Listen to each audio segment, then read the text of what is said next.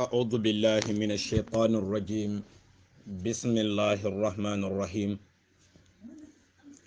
الحمد لله رب العالمين. الحمد لله رب العالمين والصلاة والسلام على سيد المرسلين محمد بن عبد الله وعلى آله وأصحابه الأخيار الأطهار ومن سن بسنته إلى يوم الدين. مجلس سنجرة توري ألفا كفو مول كبير كونتون كبير جاي كبير تنتو باق ke aladani be mume beye khairu ni menta bewna ka aladani beye jidola nin soto fe mume beto khaira kultu ke alfal mume be konton ke lallumul konton min ban fe kafo kono kan badin talibul konton ke kanontelu konton bi insha Allah nya lahido min tanu nyanta min kelanin na debati alfanyin na baluwoto kafonyin batolare minna min keta fode Muhammad al-Amin Senkere Touré mi yalon ka ba mashhur lin Senkere Touré la kunun ayatara nun ngafo komba diambla nin ala kuoto ndax lallumolu anin alala woliyolu anin alala mo kendolu nyen tara safir lalla wato be e khatar la ibela mankutolu satala kitabul kono safir lal bela ku kendolu satala kitabul kono ila karamatol min alaya dila lallumol be safila kitabul kono pour nyin kamma min ba ya kharin wo mo balula alala wo mo balula woliyol la pour nyin kamma isalon ke ba ya qarumul la wal jattal pour ke yaq ila sabil misal ni tata ibn al mulaqqin ay kitabu bonde min tola tabaqatul awliya abu nuaym al asfahani ni muruto fana kitabu bonde hiliyatul awliya kalalluma kendolu alala woliyolu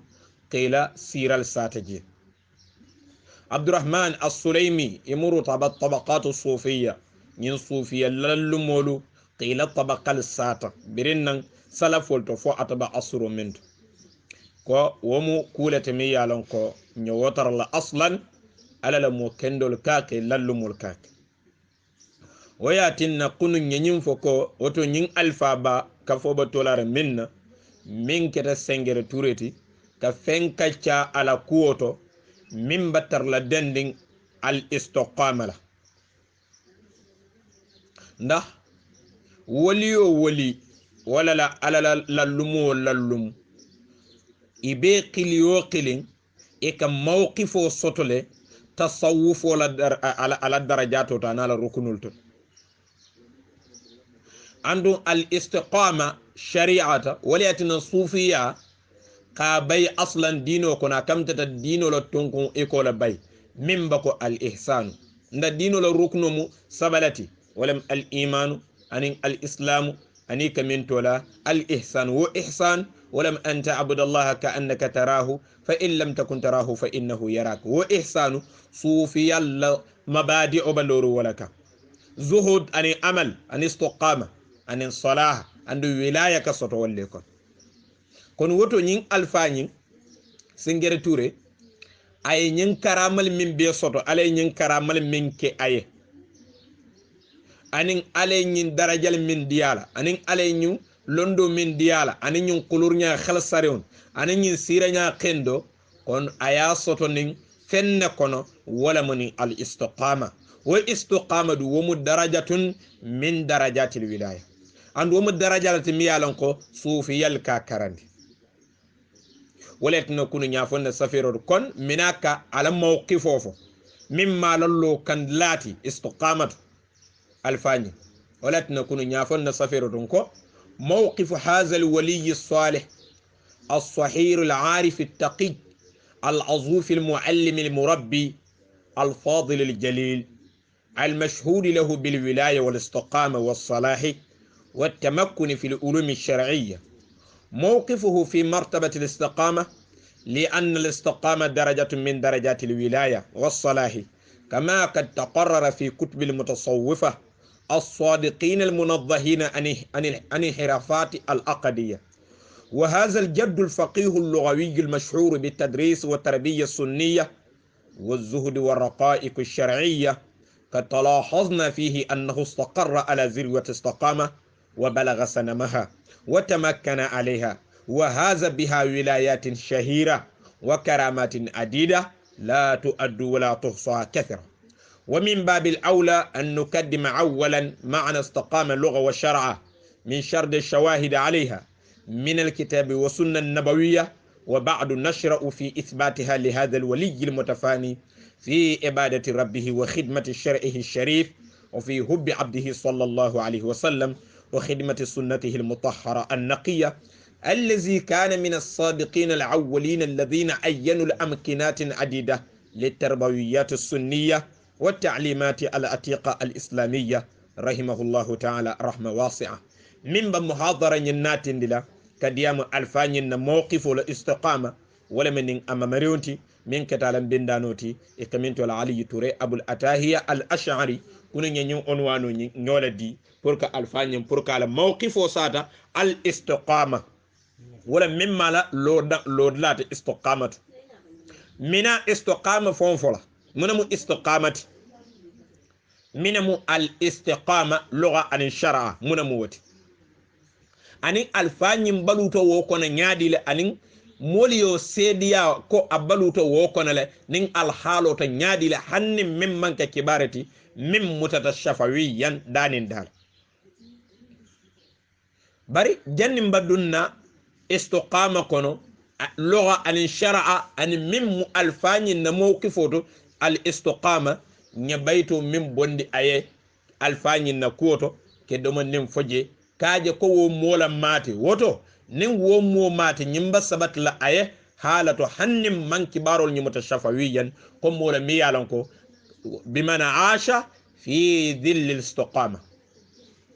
o bayto nyin abokto kono mamariwon yamin fo aman ngo qawdun min al-ilm bal sakhrun min al-qimam suhbun min al-yam bal bahrun min al-karami قد فاق علما وشيت الشيخ منتشر بالعلم والجهد والأخلاق والشيم أبى الزمان بأن يأتي له مثلا قرنا يماثله في الجد والحكم وطبق الشرع والمعلوم دون مرا بالجد والصبر والإيمان والخدم وطبق الشرع والمعلوم دون مرا بالجد والصبر والإيمان والخدم نانيم بايتولو بوندي الفاني أجام فرباك ko mola mi yalon ko londo to amuje londo konkolati ndax lallu mol ka fa ko pour moliya sediano pour moliya yakeno lonnalti alimu mi yalon ko mutahaqqiq fo yella lumol soto mini ba sediyale la londi kanke yala mini ya fa koytema alim la tetema lonnalati eni mini benta asur qilin walla mini be ikoma lonnalu e sediyate la lonna yala karandiro to ta'lifo to ya fa koytema lonnal o to mule lonnati nda imam malik rahimahullahu ta'ala ako amam fatwa commencé ama fanta saddi ka fanka fatwa la te ka fanka lallumoti alimun mutabahhirun fo wato min lalluma tawwarawla wala sediyata e madina kono ko ka foko atemu ahl bimana katta ahla lil fatwa sen yasuq lahu at-tasaddi lil fatwa في المسألة الدينية فللم تاور ولا سيدياتا كاجي كوسا تدون قياتا فتوى انتو لوننا لمات وتمول انا اتا لون كامو لوننا لتاندو سا دون قياتا بركا فتوى اخي ناتو وصوت الحمد لله الفا نينا كوتو كبو برينين اكارا مولوتو مني اكاراندي ولي فولو سيدياتا لوندي كان قيالا ndakaranna nin karamota ta fo asediata talibo ye londi kanke yala o tombole sedo la sediya kana tahqiqno ko kaje nyimmu lonnalati akaramol alhamdulillah birinna jahadu min ya karandi fo ata fonata e karandiro ke wo majili soluto min ya karandi woli bang do ya karandi wo bang fo asabanjam wo betu ataba tadriso la ka karandiro ke kon karamol sediyata la londi kanke yala ando kibaru nyuma fotata masafero to anin shafawiyya woli ati non ko woto o londo jatola mati antun konkola mati fana mi yalon ko kabo kototato santabulo la mati kabo ba pampalonto fankaso la mati kabo fonnin siriyato ale nyimbe ke alfani ala kulu nata siw nin londola anin jihadola anin durqotola anin daji xolla anin mankuta khalsarola nakumo nyamin fonko sain oto abad zamanu bi an yati lahu mathalan qiranan yumathiluhu fil jidd wal hikam oto jamano be banna nyinnale poro ate monatindi min batar la misarlen kate min be mulun nakate fulayato ka misal nyoya ale nyimmen diala daraja men diala jamano be banna walale ndax munamu sharia alqur'ano e minnatindi shari'an qitiyolu to walla qilala hadithol e minnatindi sharia qitiyolu to wonata la lon fewno mume be aye be la tatbiq nsolata nyim baytol ma jang na baytol ko nyemmen fama pour nsuwo muqarana ning al istiqama ko ka fako moro nyin senge touré a balutani fi dhilli al istiqama ay sharia tatbiq ay pratique walam al qur'an le yamar kulu ala fatandir kulu hadithu le yamar kulu ala fatandir kulu ayol le tatbiq ke pratique ning ala dur kotola ani sabarola ndan ibaluta asro men kono anite labbi abanya min koliya min biji bar wola nya wanya ama ko dindino alala ama ko dindino alabatola ama ko dindino kulorola ama ko dindino karandirola ama ko dindino qilala sunna bulan nomola kon wokatanin sabar kolono kono anen limaniya bammannew anen pour que khidma qido ko ale qido ko kila sallallahu alayhi wa sallam fendu man tambiolanto fende qiri e kamin tola al istiqama min tambitola e kamin tola al istiqama fentije min tambitola woto moro nyimbalutani wo istiqama wo dhillo nyinno ko wo dibe on nyinno ko ولكن نقول طبق الشرع والمعلومة دون مراء شريعة أيا تطبيق لا أيا براتيكل سريانو كوكو ميالون كو فتندر كولم أفتتامن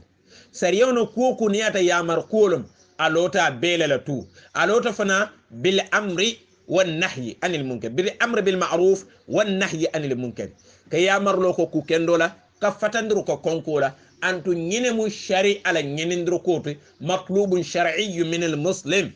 أو من السني أتدو يول بي تطبيق له وتو هو عاش في ظل الاستقامة أبلو تاني ولكم كون سنتل من يالونكم بيا غريني أتل أنين أدو نيولو كبو على للمول كونو نسالونكو أبلو تاني نكون فنالسي ياقني و أسلوبول نين صوفي يولو ألفالو إمان فلون فعلا إمان فلون فقيلا وصابلا حازو درجة الولاية وصابلا يولي على الدرجة سطو وصابلا حصلت لهم كرامات عديدة لا تحصى ولا تؤد كثرة وصابلا كرامة السطو تيمية لنكم موتا دند لا سطو نولا على ndax ibn taymiya wahabiya la kunti ay nyemfo ibn al-qayyim ya la kumo naqulu nimmanina qanati ni ko al istiqama wala katin moka wali ala karamal soto andi istiqama la katin moka wali ya fon jato soto sirintu ba fana fa la kitabo to e kamin to la masalikul jinani fi jam'i ma farrakahu ad-dimani istiqama wala katin moka wali ala daraja soto al istiqama wala katin moka karamal soto nin ko karama wala munti kumi yalonko ala ka dinin ala waliyola bari mol man dali adata ko ku sifaje ala ya di waliyola pour que waliyo buñandi ala ka lonko nyimmin dita waliyola to nyalama ala ya di ala ka lon fana nyimmo ala la mo kendol ando adata mandal ko ku sifaje e ko to la al karama وكترني وليولي وني معجزة من ككلن معجزة وكتر للنبي كون وليول دون إلى كرامة الكفتل إساتر دولة كرامة مستفيرول تكو سنتو بافنيامي كرامتي خطو يدي ندلا كرامة ومستفيرولات nda talifo min ka kaw kolum woto ma e karama lati isi do tala wala karama mo kudo te façon do to min manke nyande bari woli yala sarto nyimmantar woli yala sarto kono ka karamal fintandi sentu bafale isatar waliya do mi yalon ko karamal man sotay fo karamandi isatar waliyo do karamal jamal sototay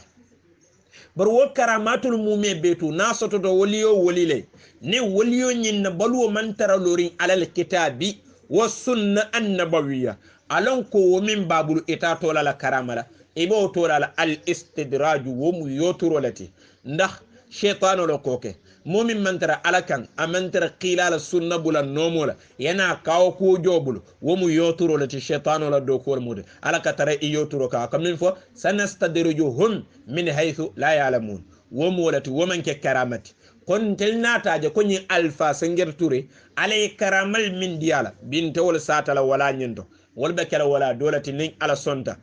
sataro to min futata mashafawiyan ani ngam min ja saferi ko kaaje ko alfa nyin karamal sotota yele mi yalon ko adida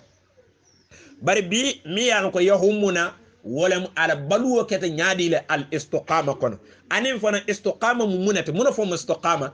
sufi yalla karandirot واستقامة بسولا ريو مدام نسينافو كو الفاني مبالو تو ولا كونو كنيا تقديمون دين نيم بايت اللباون تا نيامي الاستقامة لغة عربو نين ترى فنا كرنديرال من كده اصول لوناليتي اني من كده مصطلحو لوناليتي جاني بدونا مبحث كونو اك فيريكي كي اتعرف اللغة الاصطلاحة ولا اللغة الشرعة اساترا فقه لونالي فنال كاكل كوني مثلا يكو حديث المدرج ولا حديث المضطرب سنجنب دون حديث المضطرب اصطلاحا في علم الأثر يعرف ما هو المضطرب مضطرب يعرف اللغة ينافي اصطلاحا ولم كذا ولما رويت على أوجه مختلفة كذلك نينات أصول لنا والفنال بافوليون نيام نيكو الأصول ما معنى الأصول سيبافولي الأصل لغة ولا منين ينافي اصطلاح أكتر من يناتي كذلك متصوفون دول فنال دوكو بولا نياما أن ينفقه لنا وصاب لجنب بدون ما هو الاستقامة فنيا فاستقامة لغة ولا منين الاستقامة ولم الاعتدال ضد الإعوجاج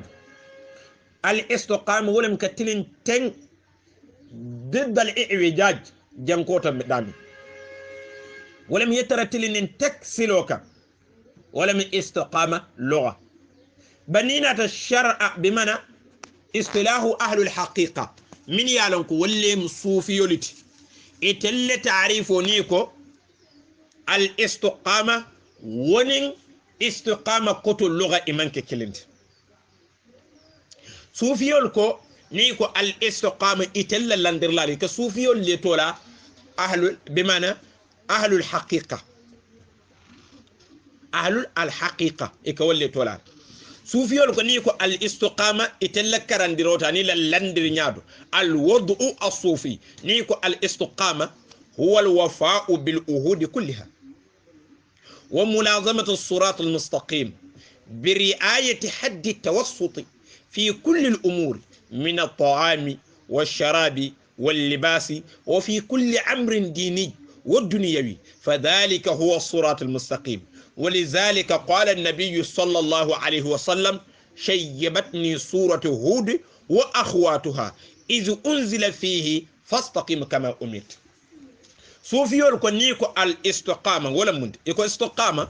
ولا مكتمندر وكان لا هيدو مومي بن لا هيدو نيو أحدو نين أبينين على لاتيم جون دون نين على لا هيدو سوتولي إذ أخذنا ميثاق بني إسرائيل أسيات على كم ميثاق جمال فو كاي لا هيدو من أي موتا نبيوم البلو أني بني إسرائيل أنكو لانين كلا من تلبو ولا هيدو الأبوك تولو كونو كم بات على دم على باتلا أوفوا بالعقود ولا أوفوا بالأهد إن الأهد كان مسؤولا إساتر القرآن أي جمع أبدي عمل الله هيدو جوني الله هيدو لستينين على تيم كونو كو الله هيدو نينتيماندي abe mu me kana fen kuru jaje sufiyol ko walam al istiqam anin yatara sabatin sirat al mustaqim walam yatara lorin ala daw al shari'a sariyonaka yatara lorin shari'a kan sirat al mustaqim l'islam kan dino kan e kana jenge sunna kan yatara kantaro laje nin tema kunnan qiyala nanela ولم إكنا لن نتنبي hanna ya tanu alaykul min shari'iyyi ikana lan tambi ito ko qila ka hadith sallallahu alaihi wasallam inna allaha farada al fara'id fala tudayuha wa hadda al hudud fala tudayuha wa harrama al ashiya fala tanhatikuha wa sakata an asya fa huwa rahmatun lakum wa huwa rahma lakum kanata kama ruwi kon wala yetara tema kunnan kayarin silo nyinkan katara kandare adamul ifrat wal israf ikana tara lan tamir ila kul mume bet berin do mara nyaato bang ikana lan tambije anin ila min fewdo ikana lan tambije ila siti fano luto ikana lan tambije anin dina ku yalon anin duniya ku yalon yetara ala riayati haddi tawassut katara tema kunnan kaya nane yetara wo kantaren ikana jenke ikana lan tamije ku benn duniya kulam wala dina kulam sufiyol ko walam al istiqam and wastaqam walam sirat al mustaqim walatna qila sallallahu alaihi wasallam e kay nyim banke ala hadisoto ako shayyabatni ayente qila kuntunyo koyindi suratu hud yan kuntunyo koyindi la dankan anin kijafaro ani wonyokon bari lallumo dol ko nyi hadiso shayyabatni suratu hud lallumo dol hadisa lonnadu iko hadisul muttarib lamati iko hadithul mudtarib lamati barin shi shahidul natindi nsaaje ko istidlalu manyan kala ka shahidul nyinala rek ndel surata minna abulu ndel surata minna madlulu minna je so ko sat iko hadiso nyimman ki hadith mi yalon ko sahih hadithul muttarib la da hadiso nyi shayyabatni suratu hud wa akhwatuha doli hadiso nyi ya fila ko hadisul mi ko munqata hadisul mi doli ya fila ko mursal lamati doli ya fila ko mawsul lamati andu mawsul wala hadisa jimati mi ko tasala sanadu min sanadu chokita mursal hadiso nyi na sanado inqita'u natajil ndax munamu sahabiyyo jolantale tabi'iyyo e hadiso nyi aya rafu kata ila nabiyyi mubasharatan bidun sahabi kon woto fi nafsi alwaqt ika kuntuta fi nafsi alwaqt ika chokita wota bennola walatna yuhkam ala hadha alhadith bil idtirab walatni dol ko ni hadiso muttarib lati bari min mushahido tintal surata madlulo min hadiso nyin kono walam qila ko yemin faje walam yemin fa hadiso nyin nambadi munoto ko ala ko kila ila ko fastaqim kama umirt qila tilin ko ye ya marnyam fastaqim ala masdar walam istaqama walam istaqamata istaqam tilin ko ye ya marnyam wo tilin walam al istaqama sufiyol ko walam ka ala la hido betim manditu ka tarasabatirin nane kantole kana la netambi dina kul mume beto wala duniya kuto ila min fewto ila siti fanolto anila domorodo nata wo man kutolu tara wo bani alfanyin na kuto kadu ya sat kibarol to min futata ma shafawiyan ko anene ma wili kilon ge anyala la balu fonkon anene ma wili kilon muta abulola anene ma lon fana ka moyle londo ne sotata talibul bakarona abulu talibo do kay ko karmo ko enen nyamma yule kilonje bara yule kilon banta bulule abanna bonkon o talibo nyi witta pour katala bonkon kata no ma janna ba futala jera kam ama yule kilon nyin taraje kon nyini kadi ra'aw hadda tawassul fi kulli umurihim bira min fionto asitefano to adomor fionto ya tawassut lakije pour ko mi yalon ko nillan na tambo nata abe ko le dindila alale walla abe fartundila ala batotole iman sowola andu wala dum al istiqama qila dum ala ya yamar wala al qur'anu da ko fastaqim kama umirt tilin ko ye yamar nyam ya foye nyam yake wal nyam al istiqama ikana ifratuka ikana israfuka fil umuri kulliha al fanyim balutol ko andu wala al istiqama sufiyo la karandiro dol ko hani al istiqama itel sufiyo la karandiro to dol ko mimmo al istiqama iko koto wala mundi suluq as-sirat al-mustaqim wa huwa ad-din al-qawim min ghayr ta'wij anhu dol ko al-istiqama wala mundi wala kadunni sirat al-mustaqim wala ala la silo min batilindi yadunje ikana jenge kaba silo nyint ñaaji ki ñin ta'riful be mu ta'rif kilinati ko wala fo ikhtilaf al-ibarat lal i'tibarat ibe mu kota kilinati ولم كدون صراط المستقيم يترى لورين سلاتيل نونينكا إيه كان جنك يترى على بطولة ننكي نيال ميالنكو على وجه شرعي إكنا ميلا كتا بيد أقول كان إكنا ميلا كتا إلى انحرافات العقدية ميالنكو المخالفة لما كان النبي عليه وأصحابه ولم الاستقامة ينتعرفوا بمكلنة ننات الحافظ ابن حجر الأسقلاني أمير المؤمنين في الحديث مبي ابن حجر ملو أتى ناتا أي استقامة فسر نفسر نيالو كوتك ميالنكو يوافق اصطلاح أهل الحقيقة أتكو نيكو الاستقامة أكو كناية عن التمسك بأمر الله تعالى فعلا وترقى ابن حجر كنيكو الاستقامة إكا كناية لك ولم إكا كمون لنفيجي لفتا من فلجي ولم كم التمسك بأمر الله كمتروك على لا يا مر الله على لا كول لا بنا أكوي أكه ولا أكوي أتوجي نعمر ولم لزوم الصراط المستقيم عليه فتند كوكو ليفتام بمعنى ترك المنهيات أي يامر فيو فنلا كوكندو ولم فعل المأمورات الواجبة يبارا ممبير alako masalan alsal aqimu as-salata wa atu az-zakata yajako yahiji akoy ko waqulu lin-nas husna alko kendo fo mole yak fatandir ko akoy aljamfa dolol innamal khamru wal maisir wal ansab wal azlam rijis min amali ash-shaytan fajtanibu la'allakum tuflihun yajamfa dolol akoy ko jeno mambetiya wala taqrabu zina innahu kana fahishatan wa sa'a sabil yajamfa bela wala wa tarkan ay tarkul manhiyat ibnu hajar ka kalonyin haddo kan ka tawassuto kan yin kan ale ya maryam yake ay fatande min ya fatala ako wala mu al istiqama ay wal fala bankata ko kinayatun an tamassuk bi amri allah ta'ala fi'lan wa tarqa nata tarwo istiqama yin wala zilalu adibe nyin kono alfanyin balutani wala kon abaloru wolto anin yin sufi to mar كذلك ابن رجب الحنبلي كانت تندرك حنسن ما هو الاستقامة من الاستقامة كالتلي نينات ابن رجب الحنبلي ابن رجب مؤرخ لماتي محدث لماتي فنا حافظ لماتي على كتاب البنبول على كتاب بيجي كاتولا جامع العلوم والحكم أي ينفجي استقامة لكورة أكو أصل استقامة ولم استقامة القلب على التوحيد وقد فسر أبو بكر الصديق رضي الله عنه أن الاستقامة في قوله تعالى إن الذين قالوا ربنا الله ثم استقاموا أي بأنهم لم يلتفتوا إلى غيره على كتاب ينقل من بيجنقل فتح أقول فمتى استقام القلب على معرفة الله وعلى خشيته وإجلاله ومهابته ومحبته وإرادته ورجائه ودعائه والتوكل عليه والإعراض أما سواه استقامت الجوارح كلها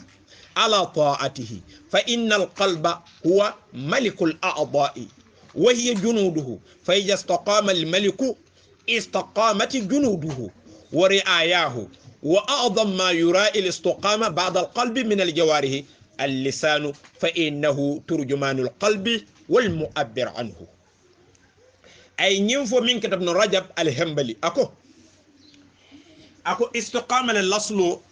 ولا نيمبا على كسانو فلا الاستقامة كتلي ولا مصنمو يتلين توحيدوكا على كلمة يندوكا نا أبو بكر الصديق أتي ني آي من كافو إن الذين قالوا ربنا الله ثم استقاموا تتنزل عليهم الملائكة ألا تخافوا ولا تحزنوا وبشروا بالجنة التي كنتم توعدون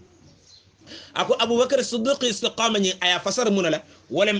كترسبترين الثبوت والوقوف على التوحيد ولم كترسبترين على كلمة يندوكا توحيدو كان كالوني وكان كيسون نمول لندن وكان أبو بكر الصديق استقام فسرون ولكن ابن رجب كوتو استقام للأصل ولم صنمو يتلين نين توحيدو ندا صنمو أتلم فنتنات تلينتا على لونكان نين صنمو لوتا على لونكان alota ala nyasilan kan alota ala kilimba ala warando kan alota kasilan alala alota ka ala kanu sonno mo lota alala la fo kan a lota ala la jiko kan a lota pour que ala dani ke tuka ala la a lota pour que ko di fenna minni ala man ka kelindi wato wate iza istaqama alqalbu ala zalika istaqamat aljawarihu kulluha ma alqalb isaje sufo mume be tiling ni sondomo fe nda sondomo la mu hadama dun sufo la man sa kewlti andu man sa kewdun ay yamaro ko kokula nalo to koku kan ala de do ba diwnu anale kele diwnu ka tile wala sonno mo dum fana ba hadama dum bala wala nyam kono woto ni sonno mo tilintani tawhido kan ala kilimba yando kan aqida khalsarun kan ala kano kan sufo mume be kaloni wala to nata tar alfa nyinna sonno mo ba lorini wala kan wala etna sufo mume be sondani ama pour que kenin alay ka sonni man satallam subhanahu wa ta'ala ibn rajab ko bari wo kola nin sonno mo lota tawhido kan sonno mo lota alanya silon kan sufol bulata noma ako sen wo kola fewn be warama hadama diw nyanta min kantal sonno mo lo muto kola wala ma hadama diw new nda new atele mo sonno mo la turjumanut sonno mo min idmar aya mabo new na kafintan new na ka sataro ke sonno mo min muta woto new ko wo kanta sufol kono sonno mo la tilon kola new na fisiata abet watna sukulala ko lisanul fata hatful fata hina yajhalu wa kullu mur'in ma bayna faqayhi maqtalu idha man lisanul mar'i akthar hazrahu fadhaka lisanun bil bala'i muwaqqal wa kam fatihin abwab sharri li nafsihi idha lam yakun quflun ala fihi maqfal toujours hadama diun new wala mala sayat hadama diun new wala mala masiboti ndax new na kam masibo bundayele bakor ka fintu atalto faniyel ka finti atalto nafikiyel ka finti atalto tinyaro badi yal tema aka finti atalato wolet ne newno joyata sufol mume bet ko niya chabo ke inawna ike sufo mume be marale isonno mo la tilin ko la siratul mustaqim ibn rajab ay ñina fa la kitabo to jami'ul ulum wal hikam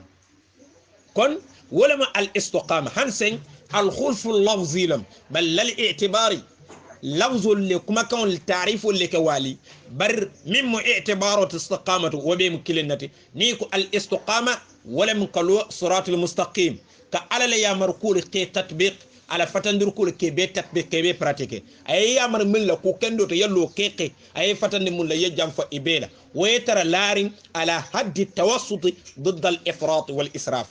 اي ترى لاري ونيم كون نينمو الاستقامة للمول من فوجي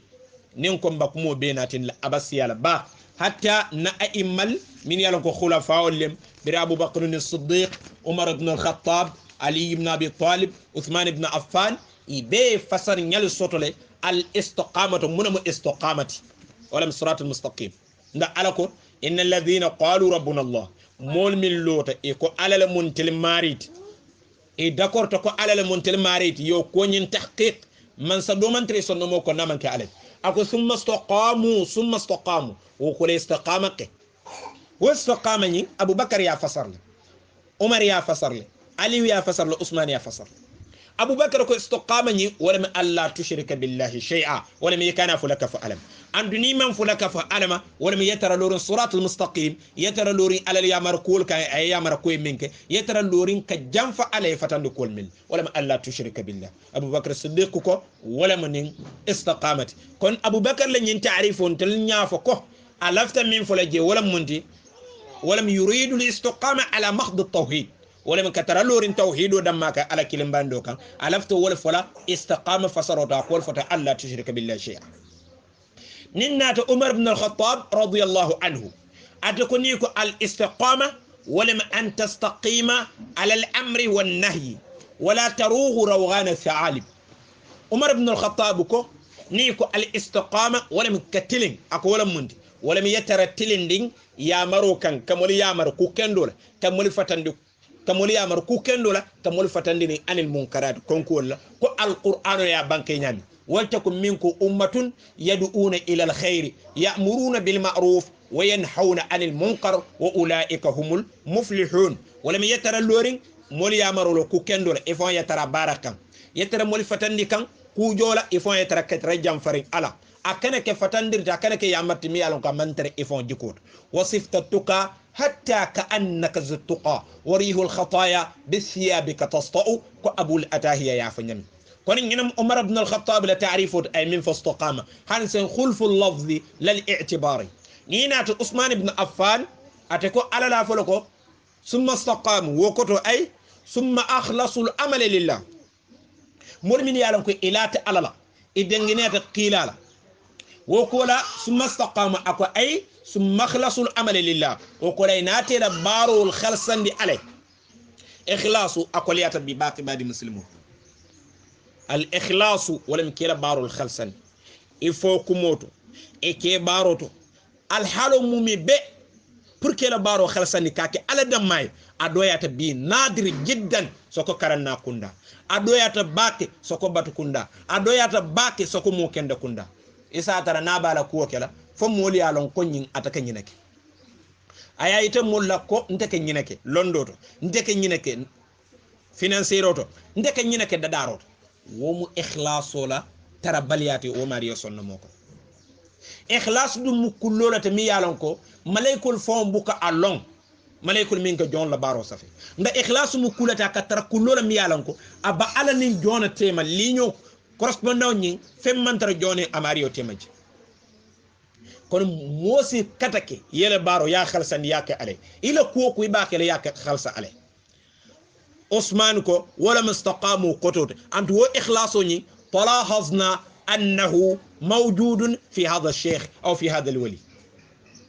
نينا سيدنا علي كرم الله وجهه أتكو الاستقامة أيولا فلو ثم استقاموا أي أدوا الفرائض أتني ابن عباس بلا فسر ناكلين يقول ألا لا فلو ثم استقاموا أي ثم أدوا الفرائض ويقول إن هذا فرلو لدي إنياما ولم عليه يامر كوكولا ma'muratul to yeke wajibol to ay fatandu koku to man hiyatul to ya fata imume bema wala mu farlol jiolti andu wala al istiqama fon asloto ko nyata menene nyami ninnat al hasan al basri atako summa istaqamu akoto walam ala amri llahi fa amilu bi ta'atihi wa tanabu ma asiya niko summa istaqamu wala mulminan ke balori ala la yamaro kan e ka bara ala batore ke jamfa ala la fatandir kola nyinam al istiqama salafu lakum yamin fastaqamat bara soto ko liata bak wonde sintu ba ko masalikul jinan ako istiqama soto ko liata baba bak nadir pour ka soto bagna asro min to jamano min kon nyinam al istiqamati sufiyo lakarandirot nyinam istiqamatu ahlul haqiqa ila karandirot nyinam istiqamatu ahlul athar la karandirot ñina mustaqamati salafu la karandir ñaato lugha an istolahan kon wol mubarati ku darajal ti mi yalan ko alfanyim balutani walakan sengere touré balutani walakan alotani walakan moliya nin wala lon fana ay karandirole alotani sufiya lakan tasawuf zuhud alotani barakendol lek asabati dani alal i'rab amma si wallah ke ko di fenn minni ala man ka kilinde ka son afwari yala ka bato ke ale ka son akol yala ka son ila thaqafa